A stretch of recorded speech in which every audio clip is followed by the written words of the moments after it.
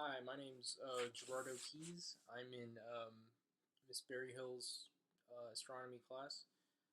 I'm doing my presentation on Carl Sagan. Carl Sagan, he was born in Brooklyn, New York, November 9th in 1934. Um, Looks like he does have two children. His interest in astronomy began very early on.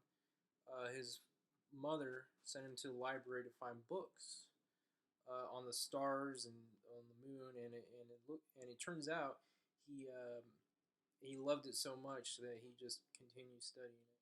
As far as Carl Sagan's academic and career uh, accomplishments, looks like he did go to Harvard. He was astrophysicist at the Smithsonian Astrophysical Observatory, where his work centered on the physical conditions of planets, particularly those of Venus and Jupiter. Um, in 1968, he did become the director of Cornell University's Laboratory on Planetary Sciences, and 3 years later, he became a full professor um, at Cornell.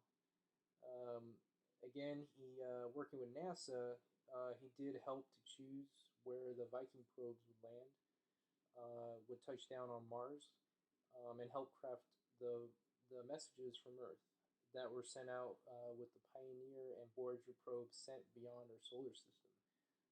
They're actually still out there right now.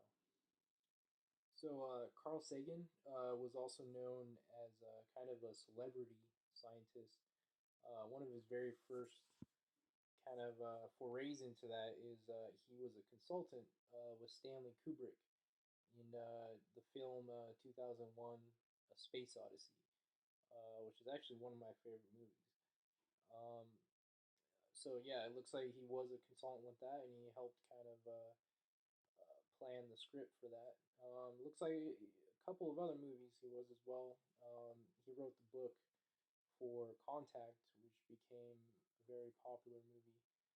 Um, he wrote a lot of books actually. I have a couple. Uh, it's one of my favorites, Billions and Billions. Read this as well, Cosmos, another one of my favorites. Another one I haven't finished reading yet, but he made with his wife, Anne Druyan, Shadows of the Forgotten Ancestors. So I do plan on reading that soon. Later in Carl Sagan's career, in about 1980, he did co-found the Planetary Society, which is a international nonprofit organization focusing on space exploration, and also launched. He also launched.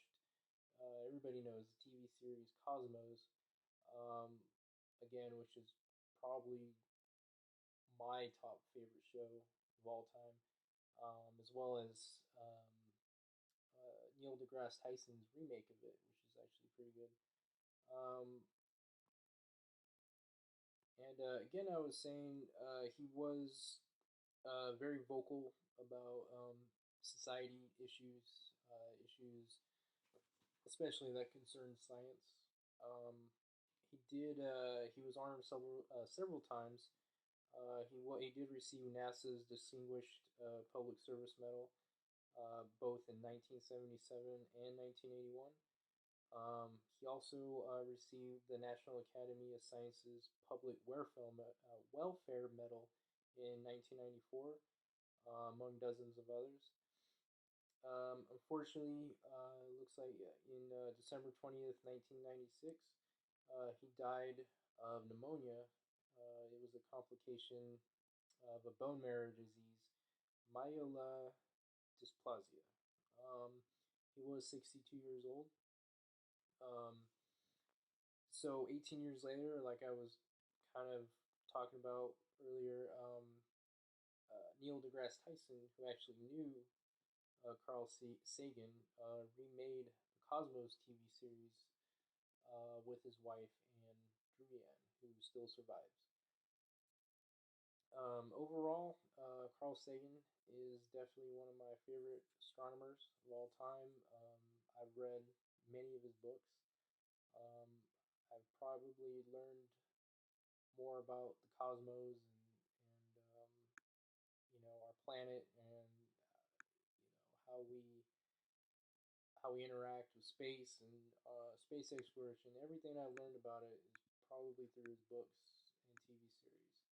So to me, he's definitely one of the most influential astronomers, educators, that I've ever seen. Or I've never known him. Obviously, I've never seen him, met him, but he was definitely very influential.